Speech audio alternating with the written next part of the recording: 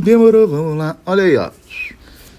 Em feiras livres, ainda é comum encontrar balanças idênticas, cujo funcionamento é baseado no equilíbrio. De novo, equilíbrio. Força resultante igual a zero, momento resultante igual a zero. Tá? De corpos extensos. Então, como ele já falou que é equilíbrio de corpos extensos, aqui já te dá a dica. Dica! Se liga aí. Provavelmente você vai fazer que o momento resultante vai ser igual a zero. Na figura a seguir tem a representação de uma dessas balanças, né? Chamada de balança romana, essa daí. Basicamente é uma régua metálica homogênea de massa desprezível e um apoio, um prato fixo e uma extremidade da régua e um cursor que pode se movimentar desde o ponto de apoio até a outra extremidade da régua. A distância do centro do prato até o ponto de apoio é 10 centímetros. Essa distância que ele está ilustrando. O cursor de massa 0,5 kg, tá? Quando o prato está vazio, a régua fica em equilíbrio horizontal numa distância de 4 centímetros. Então percebe que aqui é para o prato vazio, né, que eu chamei de prato sem nada, e depois a gente vai ter uma outra situação, que é o prato com um peso, tá? Então, colocando 1 kg sobre o prato, então agora o prato tem um peso, a balança de novo tem um equilíbrio horizontal. Só que o cursor vai dar uma nova distância, então ele quer saber qual é essa nova distância em centímetros, tá? Então se liga aqui na tretas. Vamos lá. Vou indicar as forças, né? Esse é o nosso primeiro papel. Então eu vou ter aqui, ó, Pzinho, eu vou chamar de peso do cursor, PC, né? Que eu sei calcular, vai ser a massa vezes a gravidade. A gente está usando aí o G igual a 10 e a massa é 0,5.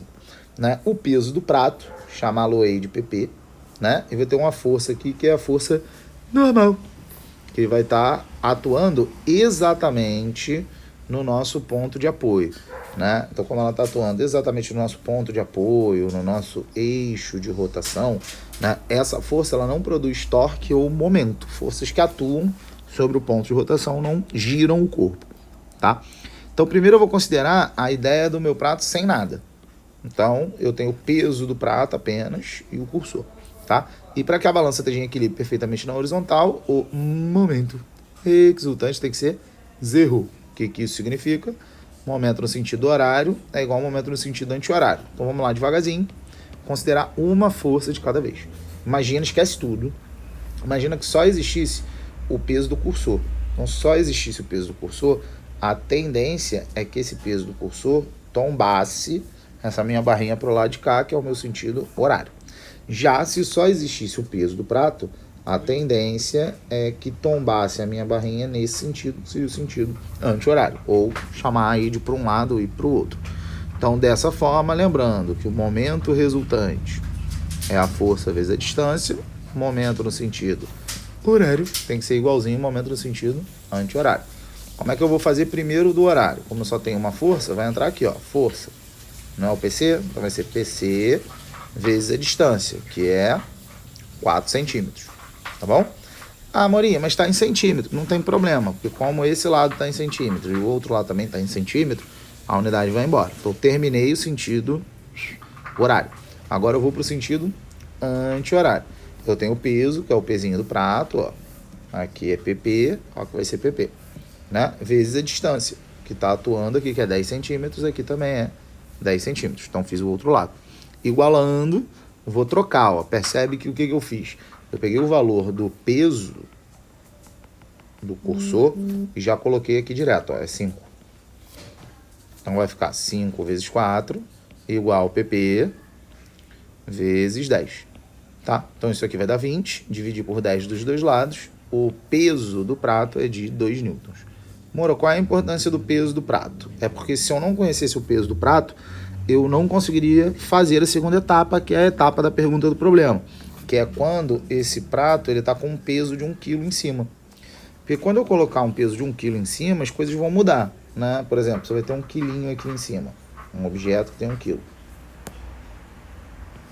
Então agora você não vai ter só o peso do prato, você vai ter duas forças atuando nessa bagaça, né? Você vai ter o peso do prato e vai ter também o peso desse objeto de 1 kg. Tá? Então, o peso desse objeto de 1 kg ele vai ser de 10 newtons, fazendo massa vezes a gravidade com G igual a 10. Tudo bem? E aí, eu vou ter duas forças. Com isso, o que vai ter que acabar acontecendo com esse cursor? Ele não vai ficar mais no mesmo lugar. Esse cursor, ele vai ter que ser levado para um outro local. Ele vai ter que passar a ter uma nova distância. Por quê? O peso dele não muda. Então, aumentando a distância, eu aumento o torque sobre o objeto.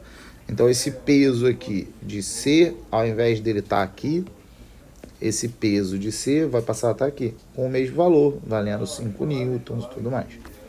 Tá? E a minha pergunta agora é quanto vale essa nova distância. Tá? Então, seguindo essa ideia, vamos lá. Momento no sentido horário é igual ao momento no sentido anti-horário. Então, o que vai acontecer? Momento no sentido horário.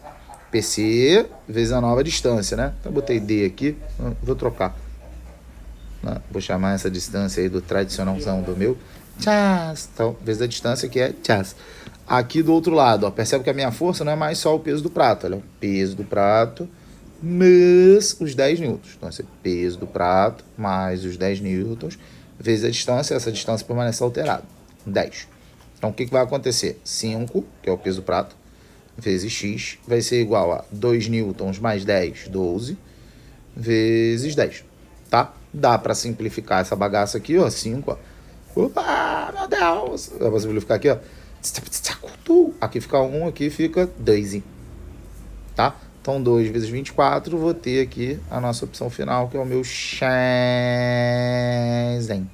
O meu Shenzhen é de 24 centímetros, que está localizado aqui na nossa letra D. Valeu, valeu, valeu!